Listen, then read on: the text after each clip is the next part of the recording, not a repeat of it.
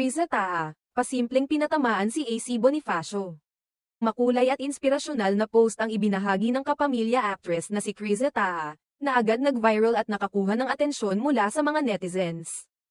Ang post na ito ay isang video mula sa Instagram story ni Criza na ibinahagi noong Linggo ika-23 ng Marso. Sa video, makikita si Criza na nagme-makeup. At ang background music ng kanyang video ay ang kantang Who Says ni Selena Gomez at ng The Scene. Sa caption ng post, nagsulat si Criza ng mga mensaheng puno ng pasasalamat at inspirasyon. This song has been my mantra growing up. Having to be the breadwinner in such early age, 14, pure hard work and independence brought me this far and I'm forever grateful for what I have now, ani Criza. Ipinahayag ng aktres ang kanyang gratitude sa lahat ng mga pagsubok na kanyang hinarap, at binigyang diin ang kahalagahan ng pagiging matatag at independent sa kanyang buhay. Dagdag pa niya, listen to me.